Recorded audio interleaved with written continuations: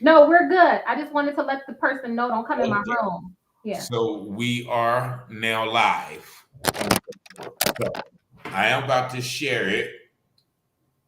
Hold on. Oh my gosh, let me tell them don't come in my room because that would be the worst. Having somebody come in my Okay, well, we are live. So, Okay.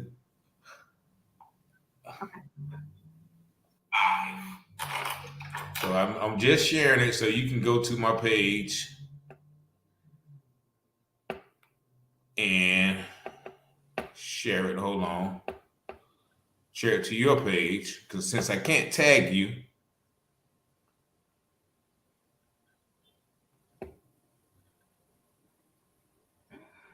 okay. I am about to share it. So we share it. So you can go to my page and share it. Um, So your page. Is that the one you tagged me in, or you just shared it? You just put it on your no, page? I can't tag you. Remember, because when I tag you, it doesn't show up on your page. So you just go to my page and you'll see the video, the live video share. You'll see us probably talking and everything. So you just share that video. Make sure your volume is down and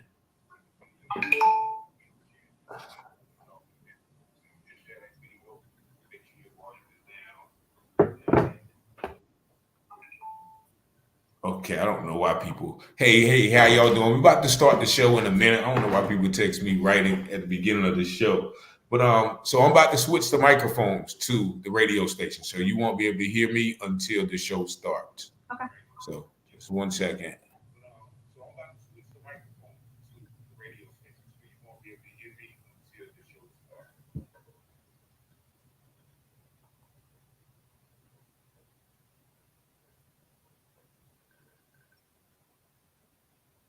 For the show.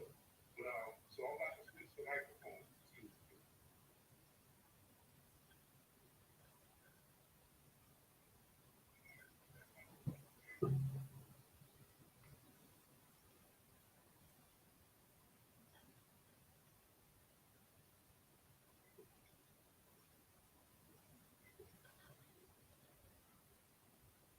One 1069, Winterville, Aden, Grifton, Southside, Greenville, North Carolina. I try to be a better man, but folks just don't understand. Try to do all I can to deal with this addiction in me. Lord, I want to change. I can't stay the same. But the sins that in my vein is trying its best just to kill me. Good evening, ladies and gentlemen. Welcome to another episode of the U-Turn Show here on Awesome Radio 106.9 FM here in Greenville, North Carolina. And if you have not already been to our website, please go to the website www.wbisawesomeradio.org and download all of our apps on the Google Play, the Alexa, and the Apple Store. Also, this is an interactive show, so if you got any questions for our guests, please call in. The number is 252-756-2008. And once again, first of all, I want to give honor to God. Peace and greetings, Earl. Thank you for tuning in, my brother. I want to give honor to God for allowing us to make it another week to be in this space to share a very, very, very, very interesting story. Dee Dee Ramsey says, Carolina in the building. Hey, Lalonie. Hey, thank you for tuning in as well. So I'm just going to get right into it, man. I met this lady probably about 2 weeks ago.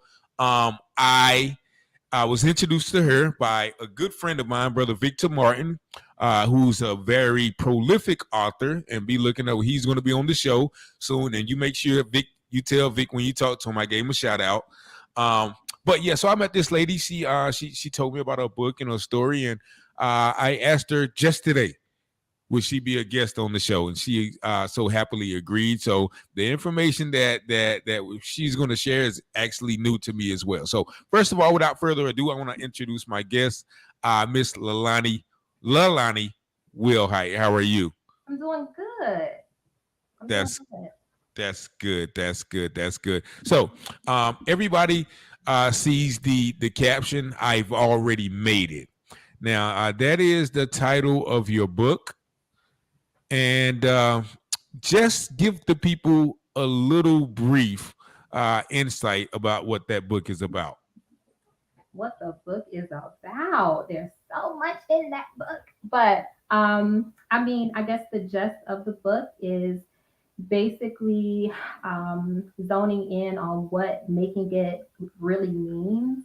And once you really figure out what making it truly is, because once you read my title, you'll think one thing, but after you read the book, you'll really realize the true meaning of making it. And I would say it's basically about many different things that might happen in life. And it's about how you overcome those things. And after you overcome those things, um, that is what making it is. So, Okay, well we're gonna get right into it because the book is basically pretty much your life story, and I always like to start at the beginning. Like where were you born? I was born in Illinois, so Chicago, Illinois. Chicago, Illinois. So you had a pretty interesting childhood, from what I understand. So tell the people, how you grew up as a child and the circumstances surrounding your childhood. I mean, I would say, as far as my life go, at a very young age, I was put in the foster care system. I was pretty much dropped off at DHS at about the age of 5, me and my brother. And so from there, we pretty much had to figure out life at 5 and 6 years old at DHS when they were attempting to separate us. I could honestly say at 5 years old, I was for the most part, mature at 5 because I knew kind of, after hearing them say that they were going to split us up. I remember very vividly me kicking and saying, please don't take my brother away. Please don't take my brother away. And just the, in that moment in time, me speaking up is what really prompted them to keep us together. And so that's how it started. And then from there, we went through multiple foster homes, multiple, adoption homes up until the age of like 8 or 9. So within a 3-year span, we've moved around quite a bit. So your brother was younger than you, I assume. My brother is younger than me. He's a year younger. Okay. And if you are able to, expound upon it, what were the circumstances with, whoever was your guardian dropping you off? I would honestly say I think there are times in all of our lives where we're battling different things. And I can honestly say at that time in my life, being very young, I would honestly say that my mom kind of just battled with some things at that time in her life. Of course, you overcome those things as you mature. But at that point in time in her life, being young, and she had 3 kids at that time with lack of support, she was unable to care for us. And to be honest with you, after hearing her story and actually hearing her why, I can definitely understand that she didn't have the wherewithal to take care of us, and so her dropping us off at DHS, I mean, hey, you got to do what you got to do. We may not have understood it then. And of course, we went through all kind of things going through the foster care and adoption system, so many different things. But, I feel like she did what was best for her. I would say maybe it wasn't what was best for us at that time. But, as we go on in our interview, you'll realize, God kept me and he got me through. So, Okay. God, And so I assume because you speak so I guess positively about your mother, I assume y'all have reconciled, or if not reconciled, y'all did have that discussion that a lot of children don't get to have, because they don't know who their parents are and things of that nature. well, you know what? The interesting thing is, even when we were going through the foster care and adoption system, I can honestly say that I never, it was more so like a yearning. Like I wanted my mom, no matter what we were going through. I remember, moments at the agency where we would wait on her to come. And it's like, she may not have come, but it was like the knowing that my mom could possibly be there, is what kept me. And I loved her. So I can honestly say in my whole entire life, I never I never blame my mom for what happened. It was more so like because I yearned for someone, right? So, if I don't have my father, if I don't have, aunties and uncles surrounding me in a situation like that, because I had no one, literally, I had no one, which is why the relationship that I gained with God it's what has been keeping me all these years. But because I wanted somebody so bad, and she was the only thing that I really had, I never blamed her. I'd never blame my mom. Never. Okay. I can understand that. I think about children who, who may have fathers or mothers on drugs or out there, but there's nothing that child or that parent could do to make that child not like them, because once again they all they see is that's my mama, but That's that's my my daddy. mama. So you know what I That's mean. So I yeah. definitely understand that, and I thank you for sharing that, because a lot of people go through that. But now, so you mentioned, when we'll get back to your relationship with God in a minute. So you mentioned from 5 to 8 that you went through different homes. So was it at the age of 8 that you guys got back with your mother, or you got placed in a suitable home for the duration of your childhood? Well, we got adopted. Okay. So yeah, so 8 years old is when we got adopted. So in between that time frame, it was more so jumping from home to home, because in foster care, before you get adopted, a lot of times it's hard for brothers and sisters to find a home that really wants all of the children. But a lot of times they want to split them up because they want just one child, or maybe, and so in our situation, because it was so important for not just myself but for them, who were, they recognized that it was important to me. They ended up keeping us together, and so we just found a home eventually that wanted to keep both of us. So yeah. That's wonderful. That's one. And my mother, Letta Taylor. Thanks for watching, Mom. Again, that's great, young lady. Forgiveness, definitely forgiveness. So, but you mentioned something from that time of 5 to 8. What was that experience like, and how did that experience help to garner your relationship with God from 5 to 8, going through all those different homes? Oh my gosh. I mean, I believe that in every foster care and adoption experience is different. I would say for mine, being that I live with family, I lived with different nationalities, different cultures, a lot of different ones, Asians, Mexicans, African Americans, European. I mean, you name it. We've lived with different nationalities. So I would say, one, it helped me be able to realize that it's really technically not about the color of your skin, with a lot of different issues. And honestly, that's a whole nother show. But Okay. what I learned was you relationships is important. Gaining relationships with different people are important, and it's not about your skin, but it's about your heart, and the true love that you have for the individual that's in front of you. All right. So I did learn that. And then of course, I went through a lot of different things in the foster care system, because you deal with abuse, and abuse can look differently for everybody. I mean, you have verbal abuse, you have physical abuse, family abuse with Mhm. their kids, and then you got abuse that kind of come everywhere. But what I can honestly say is, depending on if you have a good caregiver, like a good caregivers that's in it truly for the child, because you can get caregivers that aren't in it for the children. They're in it for money. And I'm not even sure how much money they get, but goodness, it couldn't be that much money. They're in it for the money. And if you're in it for the money, is the love for the child really there?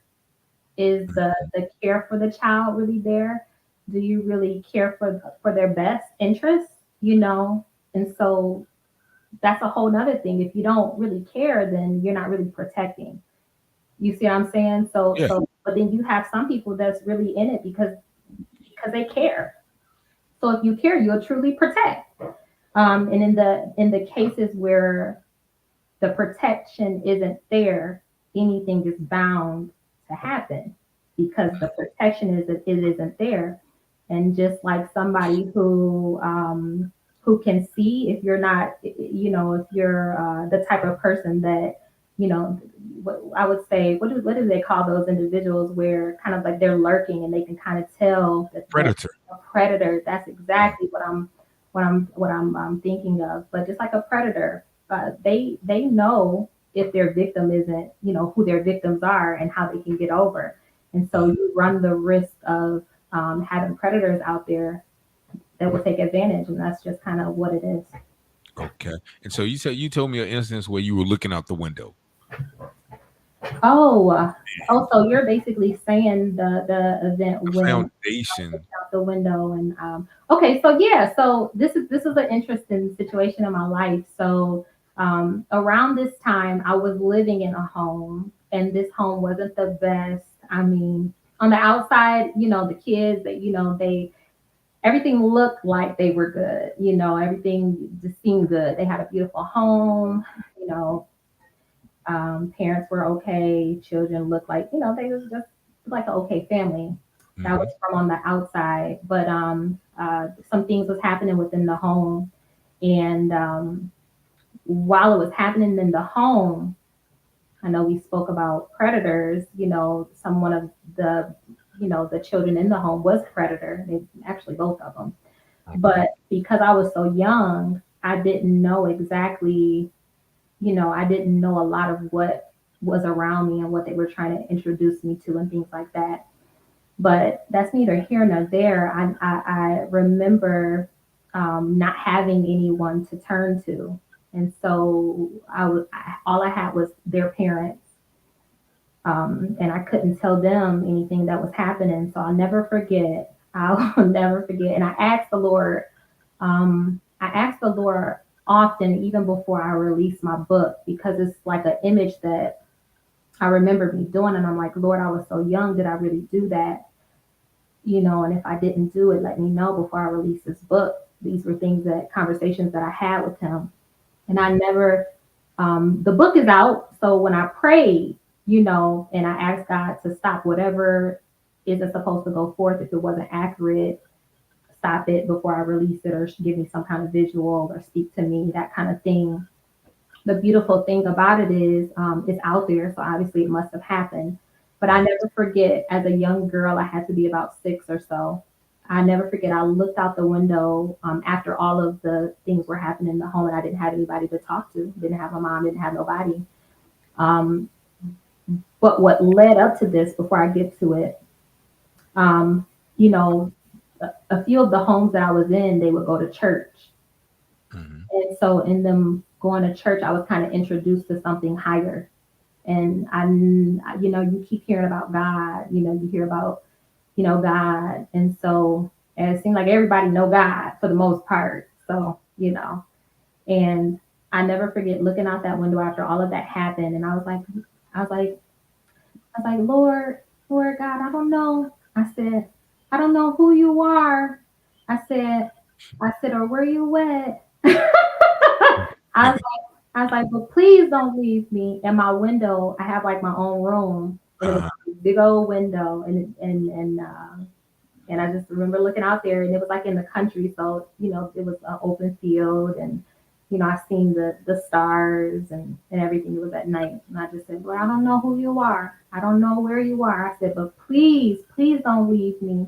And I can honestly say I believe that after that was spoken out and I reached out to him, I feel like that's when he really he hasn't left me. He's been keeping me. Okay, and so let's move on a little bit in the story. So after 8, you was adopted. You and your brother both Yeah. to the same family. All right. So now you're stable, right? So Yeah. you're 8 years old. You went through that. So how would you characterize, the rest of that time from that point in your adolescence to your early adulthood with that family? I would describe it. I would say, beautiful family. I mean, any family that can bring you into their home and adopt you in, you gotta kind of salute them. So it's Definitely. like, I ain't jumping from home to home no more. So thank you. But I would say it was okay. I mean, I think with a lot of people that's in I can speak on this because I've been in the system and I hear a lot of children and adults who've been in the system and they talk about this. But I would honestly say that when you're in a situation like that, if they're not your family, then it's a little difficult because you always feel that energy like, man, I'm here. They're saying we're family, but you don't necessarily always feel it, Yeah, and and exactly. and you don't feel it sometimes, and that can be from between the kids and yourself, or you and the parents. Um, yeah, I believe this can be kind of rare when you really, really, really feel like you're in the family. Because rest assured, when you're in the family, you go through different kind of situations and scenarios. And to me, honestly, a real family that really loves their child and really, really believes that their child is a part of the family is the kind of family to be like, this is my daughter and this is my son, and I don't have nothing else for you. Well, Like, let me ask you: did plain you did you feel that with them? You know, I would honestly say I didn't feel that with them. Mhm. Um, I didn't feel that with them, but I can honestly say that they got me through. They provided a home, a roof over my head. They provided some sort of brother and sisterly relationship. And I had a mom and a father that cared enough to take us on and help us get through certain years. So. Okay, and we're coming up on our first station break. So we're gonna take this first break. You are listening to the U-Turn Show, Awesome Radio 106.9. Just a couple of comments before we go. Pastor Roger Taylor says the favor of God is on your life. And Felicia Mitchell said he is always there and heard your cry. We will be right back. Time and season is everything. It's never too late to learn. You can now enroll at Kim International Bible College. Don't miss your chance to start on the journey you've been waiting for. This is an awesome way to grow and study the Word of God. We offer online day and evening classes. This is not only a great opportunity for leaders in the kingdom, but also an opportunity for any born-again believer who just want to know more about the God you serve. We offer open enrollment, so therefore you can enroll at any time. Don't miss this opportunity. Have you been out of school for many years? No problem. Are you not good with technology? Not a problem. Don't allow your age to restrict you from your goal. We have students of all ages. We're a college that will work with you. That's our motto. We will work with you, but we expect you to do the work. So what are you waiting for? Contact us today. 252-446-0842. That's 252-446-0842. Or visit our website, www.kemibc.com. KEMIBC.com. 252-446-0842. Lord, I hope this ain't too late for me to die up in these streets. Oh Lord, can you help me? And we are back here on Awesome Radio 106.9. I am your host, Richard Taylor, here with my special guest, Lalonie Willhite. So, coming out of that family, so what did you do, I guess, when you got old enough to be on your own? What did I do when I was old enough to be on my own? Yeah, like did you graduate high school? Did you go to college? Like how did you exit that situation? That's a good question. So, um, went to Kalamazoo Central High School. So this is right before I was on my own. So, in Kalamazoo Central, I graduated early. So I was doing dual enrollment by my junior year in high school. And so they offered, and before I get into this, you have to keep in mind, I told you I did hair. So I've been doing hair ever since I was like, I'll say maybe 12, 13 years old. So You know, even whose hair earlier. was you doing then? Huh? Whose hair was you doing then? I was doing everybody here. I mean, my family. I started doing children in my middle school. I went to Hillside. I used to do my own hair, and honestly, being in the foster care homes and not having anyone to do my hair, I would get bullied in school sometimes because my hair would look a mess going to these schools, which is what really inspired me to want to do my own hair because the different homes they didn't know how to do my hair. Uh-huh. And so it kind of prompted me to kind of do my own. And so just from there, just doing my friends' hair, the basketball team's hair when I made it to high school Okay. and things like that. So just anybody. And So you was making money. I was making money. I wasn't making the money I'm making, now as a professional, but yeah, Okay. I was making money. So so you gave me the backstory that you was doing hair. So Was doing hair. And so, graduating, getting out, graduating high school early, I did dual enrollment. And so with dual enrollment, I was able to still do hair because they gave me the option of, doing, going to like West Michigan College of Barbering and Beauty. I started there, but I didn't end there. I ended up moving to Atlanta. But then I also went to Valley because at that time I wanted to be a social worker. okay. So I was doing both of those, only to realize that I don't feel like I was ready to be a social worker. I didn't feel like at the time of me doing my research that they made enough money that would sustain me and my future goals and things like that. But I still continued in it, and graduated out of my classes and things like that. Okay. And I just continued to do hair. And then I found the love of doing hair yeah. So when did you, I guess, become a professional? Was that when you moved to Atlanta, or when you and actually, like I said, you were born in Chicago, so then you moved to Michigan. Mm-hmm. How, like, what was that with the new adopted family, or? No, so my family migrated here when I was a young girl.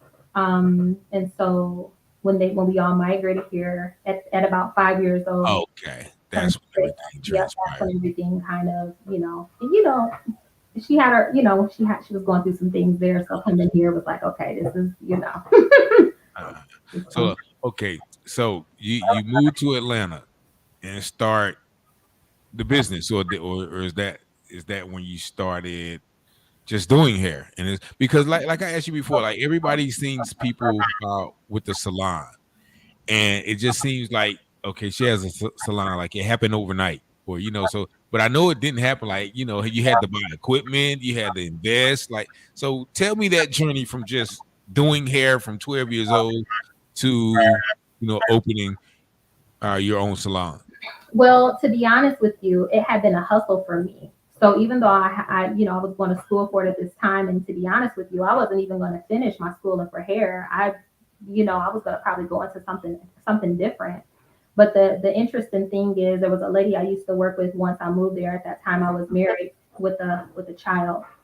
And the interesting thing is there was a lady who I worked with, and she would just really push me to really get my license. But not only that, but she was very supportive. But she didn't give me any sympathy. She like, listen, booth rent is this, and I'm like, what? I never heard of booth rent being that expensive. I mean, I was new to an area, and I promise you, I was pushing 200. I said, what the 200 a week. what? Yes, this lady was not playing with me, and I was okay. It was okay because what it taught me was a hustle, and it taught me to get out here and get it. So that's why a lot of times when with my business, I'm very fair, but the whole point of the matter is you have to learn how to get out here and get it. And so that's what she taught me. I mean, I was on the corners passing out flyers. Yeah, so that's what I was gonna ask you. Like, if you move into a new area, like nobody knows you, nobody knows your skills. Like, who's gonna give you a chance to get on their head when they probably already got somebody? And rent is about 200 a week. I said, oh my gosh, but you know what? I stayed with her. And even though I didn't have clients, I made it work. And I was married at that time. And so we was trying, he was very supportive and we just got through it. But this lady, she wasn't playing with me, but I appreciate her. She also pushed me to get my license. But in her pushing me to get my license, I could honestly say this. Shortly after I got my license, I did have a conversation with the Lord and trying to figure out my next direction.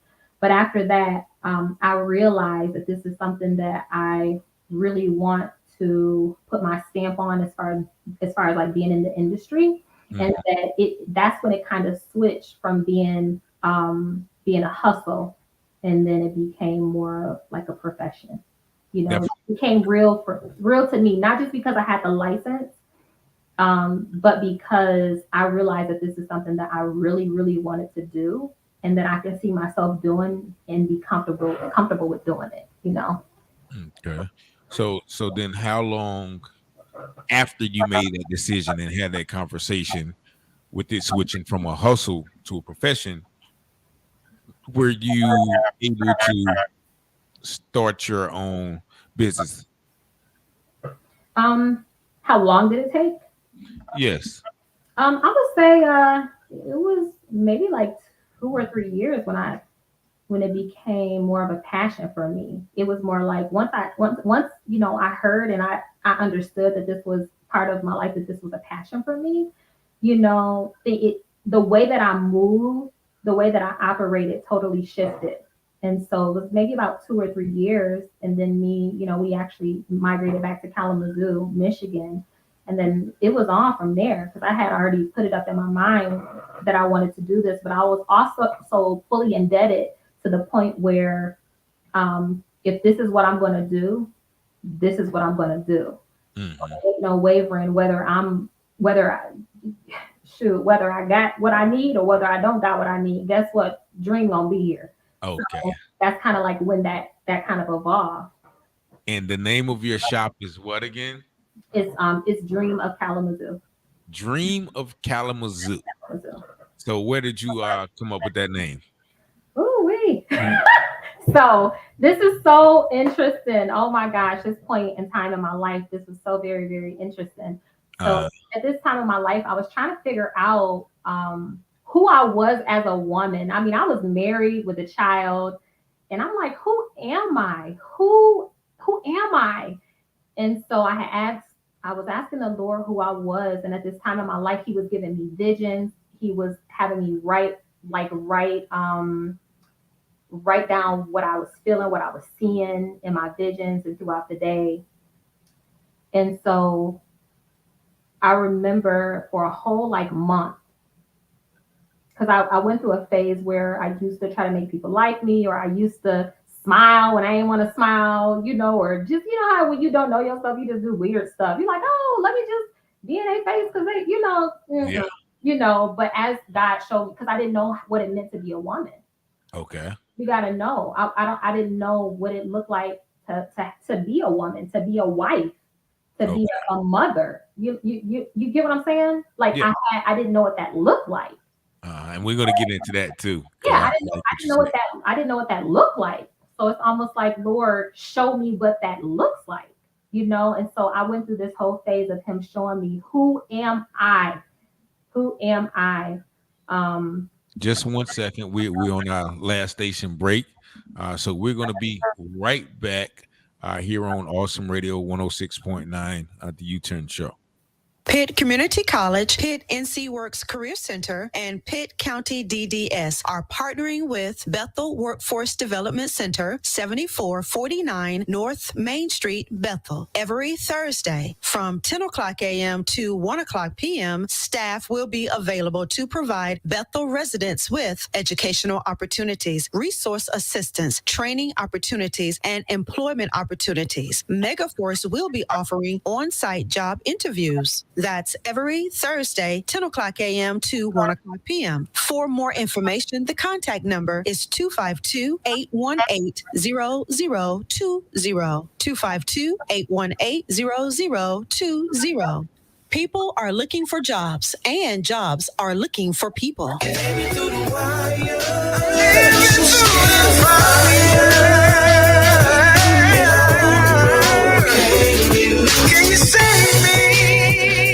And we are back here on 106.9 Awesome Radio, the U-Turn Show, here with my special guest, Lalonie Willhite. And once again, thank you for watching, Felicia. She says, you are a beautiful Lalonie with a great and loving spirit. Blessings abundance to you. Blessings in abundance. Okay, let me get that right. Blessings in abundance. Thank you so much, Felicia. And I just got to stop, Felicia, man, because I swear since I've been doing this show from day one, if I can count on anybody being on this platform, it's been Felicia. So I thank you for sticking with me throughout this past year. So, okay, you were trying to figure out who you were. Yeah. During the time before you started. You know, you got the dream of Kalamazoo up and running. Right. So at this time of him showing me who I was as a woman and how I needed to move and how I needed to speak and how my demeanor needs to be. I mean, he really showed me all of that. Like the woman that you see now, he literally cultivated me to be this exact woman. So, Okay. and then in him cultivating me at that time, he was letting me know kind of what Dream of Kalamazoo was going to be and you know what it was going to look like. And you know at the time he didn't give me the name in dreams, but I never forget it was multiple times where I would kind of be in the shower and I'll just kind of have the water flowing on my face. And as I'm having the water flowing on my face, I would kind of visualize like a woman, like under like a waterfall. And just a very relaxing, I seen green, I seen blue, I just seen like a whole relaxational type of atmosphere. Mm-hmm. And I was like, okay, well, I know that I want that kind of atmosphere for the salon. And then at that time, I was like, Lord, I don't know what name I'm supposed to have. Because I'm terrible with names. First of all, let me tell you, this had to be from God, y'all, because I'm terrible with names. I mean, I don't even name my kids. I didn't name not one of my kids. My fathers named them. They're very good at naming them. I salute them for naming them. So when it came down to a name, this definitely wasn't for me. I knew that whatever the salon was going to be, I wanted to make sure that it was one of the best salons. I wanted to make sure I brought my very best, and I wanted to make sure I had nothing but great work, people that brought quality services to our city. And so I never forget, I looked in Chicago and one of their best salons there, it was like something of Illinois. It's something of Illinois, and it kind of, that's just what it was. And I was like, man, whatever name it is, I want it to be of Kalamazoo. Okay. So I kind of already, that's something that I had locked down. I was like, I wanted to say of Kalamazoo. I at least had that. And that I did on my own, with the assistance from God, of course, because he led me to it. Okay. But that right there, I knew. And then I was like, well, Lord, I still don't know what the name is going to be. And I'm not going to lie to you. I was in my living room one day and I must have got up to do something. And I heard dream, y'all. I'm not playing. It was like, I heard dream. It just kind of like, I just heard it so vividly. And when I heard dream, I was like, dream of Kalamazoo. And I like started jumping. I was like, yeah! I was like, that's it. And the way that I'm acting now, literally, I about knocked us out of this whole show. Yeah. And, that's how I was That's how it was in my home. I could not believe that that's what it was. I was like, I said, dream of Kalamazoo. So, God did that. He did that. Okay. So now, once again, like, how did you start? Like, did you get a loan from a bank? Did your husband work 80 hours a week to fund you, or did did God send a great investor your way? How did it happen? That's good. So when we moved here, we kind of played it really smart. He was okay with, the start of the salon and kind of trusted just how I was going to kind of do it. I ended up getting a very small, intimate space, but kind of like a studio. It was off Gold Road, and they're still up and running for y'all who's looking for a space and you want something really intimate. But it was really, really intimate. Uh, but I wanted something. I wanted something bigger, and I seen something different for Dream after I was there for a while. But I just started off small, and over time, I just kind of over time, literally, I just started putting a little money, paying for a little bit, a little bit more chairs or a little bit more stations or, lighting. But to be honest with you, all of what I have with the salon, I paid for it out of my own hard money. I think the most that I may have gotten from any help, I mean, I didn't get no help from no bank. I didn't get no cash money from no person. I literally, everything I got and have worked hard for, I literally just work. It's these hands. It's just my hands. I mean, we don't get much funding a lot of times. And so I didn't have that privilege of getting funding. So I'm used to really working hard. Even around the time of COVID, I would honestly say I probably got like maybe $5,000 or $10,000 the most from COVID. Like the fact that we were in a pandemic. Nobody could get their hair done, right? Nobody. Yeah, I mean, but I could at least put it towards something. You see what I'm saying? But it was just my hands, just my hard earned money that I used. And even when I was given, even during the pandemic, I wanted to remain debt free. That's something I became debt free before the pandemic, and so once I became debt free, I was so I wanted to remain debt free. And so the money that a lot of the different organizations would try to give you, I didn't want to use that money because a lot of it you had to pay it back. Yeah. So I never forget there's a company here that wanted to give me a whole bunch of money. It was like over $20,000. And it was really because of the pandemic, but I had like a low interest rate on it. It was like 1%. And I was like, man, I can get this loan and utilize it for, some things that I need in the salon. Never had no money like that to put towards my salon. It was a blessing, actually. I never forget, I called them up just to give it back to them. I said, I don't even want it. He's like, you gonna give it back? I said, I'm gonna give it back. I'm gonna give it back. So they gave it to you, and then you gave it back. They gave me money. They gave me like 20,000. I think it was like 20,000. It was a company here in Kalamazoo, but I had to pay it back. Yeah. But I'm so used to doing something own. And then now that it's really more so now that because I'm debt free. I was debt free before COVID. So because I was debt free, I got a taste of what being debt free looked like. So I didn't want to go back. I'm like, even though I can pay this over a 30-year term, I don't want to go back to owing nobody. So, yeah, because once you got it, it's like yours. So now I gotta pay. I gotta give somebody. Like you forget that you borrowed it, like because it's yours. So I definitely understand. Andrea Gregory Davis, thank you for watching.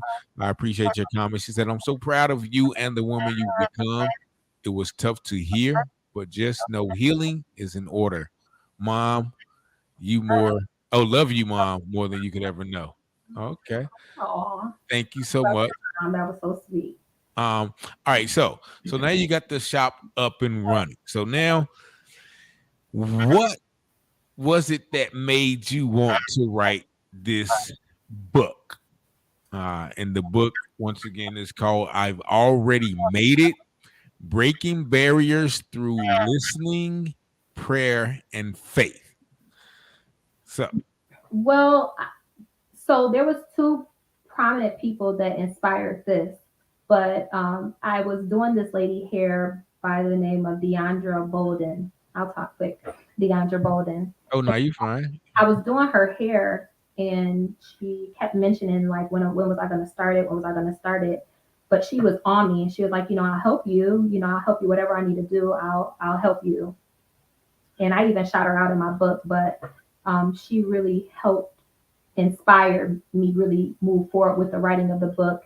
And then also Victor Martin, Victor Martin. Big shout Yeah, out to Vic. Vic. He's a really great and amazing author. He's written so many books, y'all. This man is amazing. Remember that name, This man is amazing. Martin. So I never forget. I started writing my book on some paper, but I eventually wrote my whole book on a phone.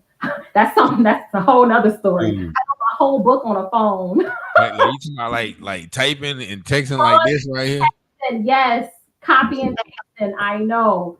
Yeah, that's tough. That's tough, But the first few chapters, Victor, he took my manuscript and he was like, Lalonie, let me check it out. He edited it for me, and then he hooked me up with this lady by the name of Joy Lynn, who then took the manuscript that I had started writing, the one that Vic actually edited. And then I actually took the manuscript off of my phone, which she was blown away. She was like, there is no excuse for no one to write their book because you can do it on a phone. There is no excuse.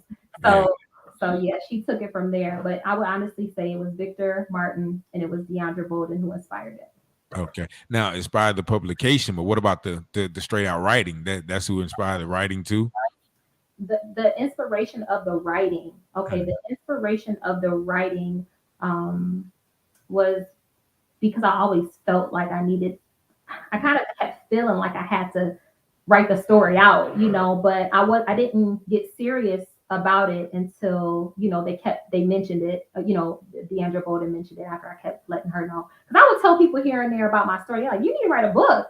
So it was more so like a collective thing from the feeling that I was feeling. And then I think that they really gave me that push because I had started on my book. I had started on my book for I was writing little things here and there for like 3 years. Okay. And it really wasn't even a full chapter within them 3 years. But once I got the inspiration from the people that I was around, then it was like, okay, I need to really do this. Yeah. So how long? Because I've gotten that fire too. How long did it take you to write when you really how long did it take you to finish the book when you was like ready? It was about 2 years. Okay. Now, so in the book, like you said, it says breaking barriers, and we talked a little bit about it before the show, but you didn't get into the barriers. So you said you went through some barriers. So give the audience a preview of some of the barriers that you had to break. Okay, I'll give you a few. Not having parents that was really available, not knowing my father, not having a mother who was really there. So that was a barrier alone, not having anyone, All right.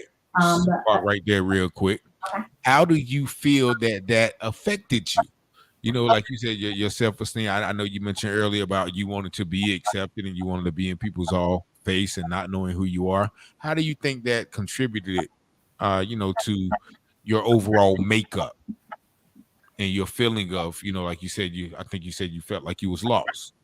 Can you repeat that again?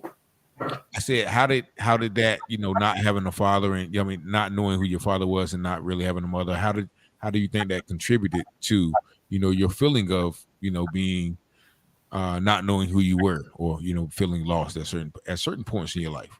Right. I feel like it really, that was probably one of the reasons why I was feeling that way of wanting to be accepted at that, that earlier on in my life, because I didn't have that. So you're looking for it, not realizing that you're really looking for it because you think you kind of know already, but really you want to feel validated. You want people to accept you. You want those things as a young age, and not having parents, I would say probably aided in me looking for that and trying to figure it out.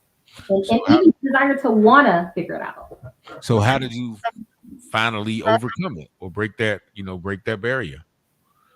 I think after the Lord really started showing me who I was, like I said, everything from how I talk to how I look to how I move, it was that detailed in my journaling, and in my visuals at night, to the point where I'm like, okay, that's how I'm supposed to look. That's how I'm supposed to act. That's how I'm supposed to, that's how I'm supposed to respond. It was that Wow. detailed. It was so Okay. vivid, like I can see it. So, going through that, he showed me Okay. All right. So give me another. Give us another barrier.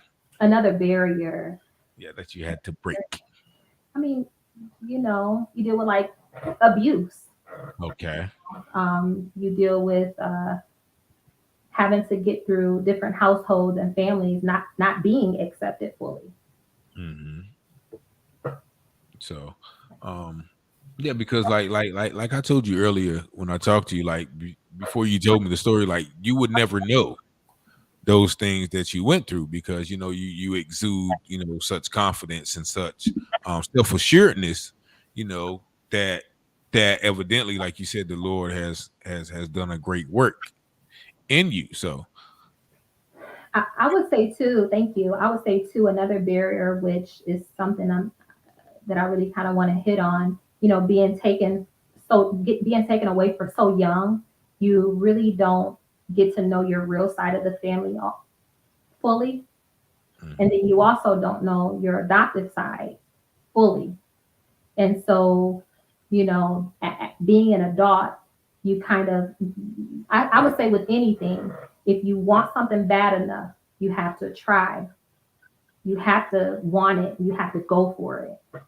And so I would say a lot of the barriers that I've overcome is because I've actually been intentional. I made it up in my mind and I've been intentional that I want to do this. I want to gain this relationship. I want to be a better woman. I want to be a better wife, or I want to be a better mother to my children. Those are things that you have to intentionally make up in your mind, and you have to keep at it no matter what, because life gonna continue to throw barriers. That's all different kind of stuff that come up. Like I told my son the other day, I said, this world is wicked.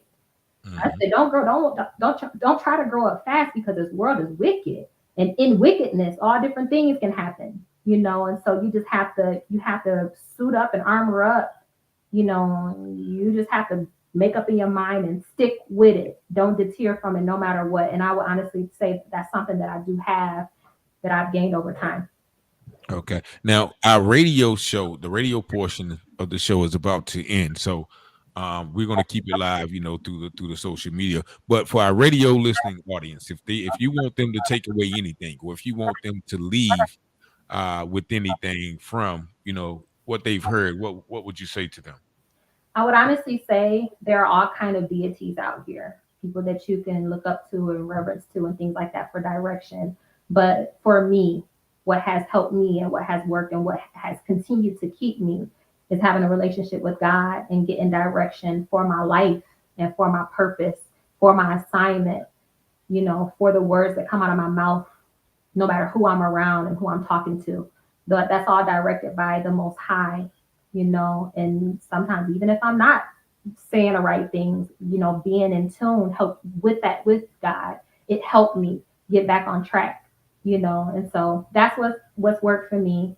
And I just say, you know, tap into who you are, tap into whose you are, and continue to study and read and become the best version of yourself, not what someone else is doing, but become the best version of yourself. And you have to get into that quiet place and figure out who you are, because a lot of times the world's not going to tell you that. It's going to take for you to, get that relationship between the Most High and yourself. Yeah, definitely. I think that's a very good point. And also, I do want to leave your information with our radio listening audience. So I think your website is laylani.com. You got it. It's Lalonie, LALONIE.com. And I also have a Facebook page as well. And that's I've already made it on Facebook. I've already made it. I've already made it. So you can check her out on the Facebook app or on her website as well, for all of her works and, her speaking engagements. You can find all of that information on her website. Just real quick, we got about a minute left on the radio. Tamara Walker said that was a fire takeaway. Definitely, I certainly agree. Felicia Mitchell says, Amen. Prophet Roger Taylor said, God is Jehovah, the great provider. Amen. J. Ron Flint Zoo. Okay, I guess he's from Flint, Michigan. Flint, Michigan in the house. What's up? Thank you for watching. He says, great job, great story. And once again, I think Ms. Mitchell was talking about your story when you were talking about, how you made it with your hands. That's where the value of it comes from. Blood, sweat, and tears. Once again, Aletta Taylor says, testify. God is sovereign. He decides. Thank God he has favored you. Continue to give him the glory. And I certainly thank you for sharing your story with the radio portion. We're going to continue this interview live on Facebook. So you guys don't go anywhere, but to our radio listening audience, thank you guys for coming out. 106.9 Awesome Radio. Lord, I need.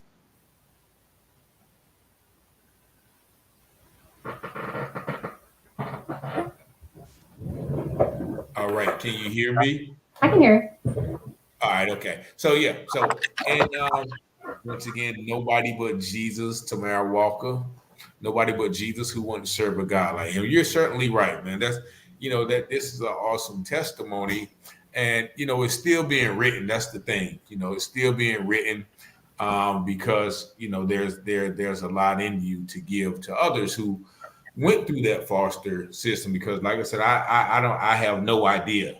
Like I said, both my mother and father are still on the call, and right now, and actually they're still married, living in the same house 49 years. So I can imagine, being 5 years old and being taken away from everything that you've known. Because I always tell them, and I always tell people, like I remember when I was little, and they didn't argue much, but I can tell when they were having a disagreement, they would go in the room and close the door. There was no law, cussing and fuss, but you can tell there was some tension. And so every time that would happen, it wasn't often, but every time I was like, man, they're gonna break up. What are we gonna do? They're gonna, like I was traumatized just by the mere thought that they would, they were having a problem, and they were gonna be mad. So I can't even imagine what's going through your mind at 5 years old, being snatched away from, something that you have, all and I have to ask you, because, I have a lot of guests talk about this. Do you still feel the effects of that? And if so, like, have you ever went to, therapy or something like that? When I wrote the book, I did go through therapy to, because I battled with really putting my story out there, and all of what that entails. And so, because I was battling with it, my counselor at the time, she was letting me know that, you have to heal first before you can even put something like this out here, because you don't want to regret what you put out there. But the thing about the book is, I wanted to make sure if I put this book out, that I truly put it all out there. Like I wanted to put it all out there. And so, and I'm happy that the counseling had helped me, because I was able to put it all out there, and I have no regret as to what I put out there. So. Okay. And because I got a sense too, I think, you've given us a little bit, but I think there's a lot more in that book that you haven't given us. So I'm going to put your website as well. So if anybody wants to just put Lalonie.com, I put her information in the chat. So if you guys want to, get in touch with her. Keandra Ray said, it's inspirational. I have a friend who was raised in foster care. I tried to help him. I tried to help turn his anger into greatness. Unfortunately, the pain he endured from his past really took his mind elsewhere. He is now serving life in prison. And, I thank you for sharing that, Keandra Ray, because that is so true. Children who are without the stable environment are, so many more times likely to end up in prison, or end up on drugs, or, end up in other adverse situations because they lack the guidance. So once again, you are a miracle, Lalonie, just by sitting here and undergoing, what you had to go through. And I have to ask. I meant to ask this a while ago. How is your and your brother's relationship now, and how did that develop throughout the years? And if you care to share, how is he faring? Well, he too is in prison right now, but he's been in and out of prison. I would say we spent more time before, we were in our younger years. Before the age of 18, we spent more time together and we were really close. I always was like a protector of him. He's my younger big brother, like he's bigger, taller. That's Yeah. my baby. But we spent more time before, we were grown. And so since he's been locked up, there's been a lot of in and out. And to be honest with you, I feel like our relationship has pretty much been stuck in that place, because with any relationship, you have to spend time with that person. And to be honest with you, I feel like cause in prison doesn't really do you justice. So Yeah, it doesn't. It doesn't. But don't discount it though. Don't discount the occasional letter. If you can, send them every now, because there's some, because once again, I've been in and out too. So I mean, that has really no bearing on, well, it does and it doesn't, because once again, I came up in two-parent prototypical home, and look at me, I was in and out. So I don't, I don't look at anybody no different, because I've been there. I made some mistakes. I've chose to do some things wrong, for whatever reason. So, but we definitely, hope that his situation, improves. Now, also, we were talking about a little earlier about your marriage. And you said something that was very profound about not knowing who you were, or not knowing what a marriage looks like. Now, if you care to share, what you shared with me a little earlier, just to give the audience a perspective of, once again, how God was able to grow you, and even in, that situation. I mean, the great thing about, I would say, my marriage is, at that time of us being married, I mean, I got married, and he was young. So I mean, he loved me enough to really marry me and really try. And I can honestly say I tried. We were high school sweethearts, but in us trying, to be honest with you, did we really know who we were? I don't even think we really had quite an example entirely on what, I can only speak for myself. I didn't know, I really didn't have much of an example of what marriage was supposed to be. And so I think that because I was so young and I didn't know, I feel like, I probably could have moved in a different way, and probably could have made it work. But I think, at that time of my life, because I just didn't know, and I just knew what I thought I knew, Yeah. It is what it is. You kind of, dissolve relationships, and just, it's just kind of like, that's what that is. It's just it. And so that's kind of what we went through at that time. So. But and once again, like I commended you earlier, you being a woman willing to take accountability, for your role, and once again, not being, I guess, knowledgeable of what you were supposed to do, or how are you supposed to act, and your role, and just the overall situation. So that's I wouldn't say rare, but it's not as it's common for most of the time you hear people, especially when marriages and things don't work, you hear a lot of people put the blame on the other party. But I've never. Once again, I think you say he's a great man. I wish you actually. I think you said earlier, I wish I could have did some things different. So that's once again a testament to God's grace and mercy, to be able to allow you to see oneself, to examine yourself, as one scripture says. Yes, exactly. Thank you. And what else? Oh yeah, with the writing of the book, because you said that you wanted to put everything out there. Did you find that writing the book was a source of therapy? I would say so. I would say so. It was a little difficult getting through. It was a lot of tears and sobbing in the counseling room. But yes, it was therapy, and it definitely released a lot of my past.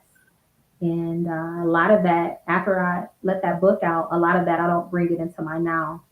So, you know, All right. And where, now that once again, you're focusing back on the book and, some other things, where do you see, yourself going? What type of future endeavors, if you can speak on it, because, the scripture says, the mind of a man plans his way, but the Lord directs his steps. mm, So if you could say, or, what, if you could say where you would like to be, uh, where I would like to be, or any future endeavors that you may have. future endeavors. Oh my gosh, I always got something going on. I would say, I would say I I want to operate in the way of being retired. So I actually enjoy kind of, going into the salon and doing hair, as I kind of choose or whenever, people need me. I actually enjoy operating in that way. I don't think that I'll ever stop doing hair unless my fingers give out on me. But even in that, the goal is to really just to stay debt free and stay in that place. So that way, you know, it don't matter if I'm making money or if I'm not making money. I'm debt free. The bills that need to be paid is paid, and so I think you have more freedom when you're debt free. And so, I promote that too. I'm gonna give a shout out to my financial advisor while I'm on here, David Mosley, who helped me get out of debt. You know, he helped me. He helped me get out of it. It was like I Come think on, David Mosley. Appreciate you, my brother. Shout him out. David Mosley. gotta shout out David Mosley. It wasn't easy. It was times where I didn't want to pay my student loans. I had student loans and stuff that I didn't want to pay. I'm like, shoot, I can just go to my grave with these student loans. And he like, no, you have to pay them. And so as reluctant as I was to paying them, he helped me. And to be honest with you, it's freedom in that. I feel like if you can get to that place where you're debt free, you don't owe anybody, it's freedom in that. It don't matter if you got $20 in the bank. The great thing is you don't owe nobody. So shoot, long you good. Look at what you owe. Owe man nothing. Owe Okay, no man owe nothing. no man nothing. Just don't owe no man nothing. Just give it to him. Definitely so. It's definitely been a pleasure speaking with you. Once again, I put your information in the chat, your website, and you can also feel free later on to go in and type, any information. But is there any, thing that you want to, leave with the audience? So audience, if there's any questions that you want to know of, Miss Lalonie, please type them in the chat. And is there anything that you want to leave the audience while we, possibly wait for any comments? You know what? I would like to leave something if you're in the Kalamazoo or the Kalamazoo area. I do have a salon. It's called Dream of Kalamazoo. Dream of Kalamazoo Salon, but you can go to dreamofkalamazoo.com and schedule. I also have a book, and then you can go to leilani.com to purchase that book. And one more thing, part of that. The workbook. Yeah, I do have a workbook too. Yeah, it's a workbook to kind of inspire you to write your own book. But to kind of back it on up, to kind of insert the foster care and adoption, my past. If you have a child, any foster or adoption parent that has a ward that's in the it don't matter if they're from Kalamazoo or not, but if you're ever in the area and you want your child's hair done for free, we do have a foundation, and that foundation is called the Dream of Kalamazoo Foundation. You can schedule your child. Yep, you can schedule your child's appointment on at dreamofkalamazoo.com through the Dream of Kalamazoo, Foundation. You can schedule their appointment. They can get their hair done for absolutely free as long as they're under the age of 18 years old. Anything over that, we will not do their hair for free, but we do render services to children that's in the foster care and adoption system, professional services. You don't have to come out your pocket at all. Now, if you want to donate, you're more than welcome to donate. There is a donation link as well if you go to dreamofkalamazoo.com, and that is Dream of Kazoo Foundation at gmail.com. You can donate if you like. And when you get a chance later, put that in the comments. Okay. Yeah, you can put that in the comments. So that is awesome. And also, I'm glad you said that because I was just told if you are in the Greenville area or surrounding Eastern North Carolina area, they are building, I think, an 83 facility building for people who are leaving the foster care system. Oh, wow. They are actually in the process of building it now. So if you are leaving the foster care system, or you know somebody who's that you close to or trying to help that may be leaving anytime soon, keep that in mind and be able, keep that on your radar and look that up, because that is something that is definitely needed. A lot of times they children leave those situations, whether it's group homes, foster care, and they don't really have anywhere to go. And actually, I'm gonna just copy and paste that because you put that in the private chat. Oh, So, did I? Oh, yeah, my bad. I got you. I'm gonna add the other link in the private chat too. I'm gonna let you take it from there. Okay.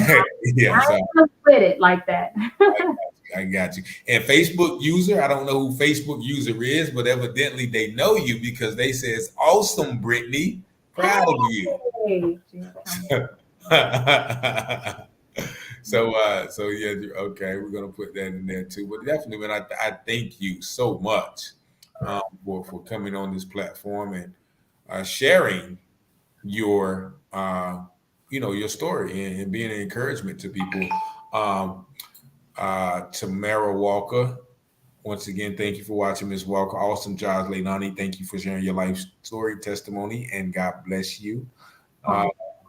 And Facebook user, again, I've watched this young lady grow from a young child. I missed the story, but baby, you definitely blossomed. So Facebook user, if you did miss the story, you can go back and replay this video on Facebook Live, or you can go to Taylor House Publishing YouTube page and just type in Taylor House Publishing, and you will be able to find this show online as well. Felicia Mitchell says, thank you for your testimony and sharing of the goodness of how God can make all things new. Yes. And that he will turn us into his beautiful masterpiece. And her name, I guess the Facebook user name is Ikudayo. Ekudayo Leatherman. Ekudayo. Oh, you know them? Thank you, Echo. Yeah. Echo. Thank you, Echo. Thank you for watching. I'm sorry about butchering the name, but that's a beautiful name, by the way. I got you, girl. I got you. Yeah, I don't know why I said it. Thank you so much, Echo, and all of you guys tuning in. And I wish God's blessing upon you, everyone who took the time out to view this broadcast. I pray that God blesses whatever your endeavors abundantly, that He keeps you in good health and good prosperity, good posterity, and good mental health as well. Man, I just really appreciate you, Lalonie, and we will definitely be doing some work together in the near future. So in Kalamazoo, I had to ask where Kalamazoo. So I've heard of Kalamazoo. So, but if anybody wants to know what Kalamazoo is, she tells me that it's right in the middle of Chicago and Detroit. So it's a halfway point, and I've heard of it before. So I think it's a up and coming place where people go to escape the big city life, but also be close enough to it as well. So definitely. And once again, I'll be up here all night with you. So thank you, Richard, an awesome show. Thank you so much for listening. All of our listeners, man. I know I shouted Felicia out, but I know there's a lot of regular listeners as well. So I thank you guys, whether you watch it live or you go back and watch the replays. I thank you. Tamara Walker says, "Yep, 2 hours each way."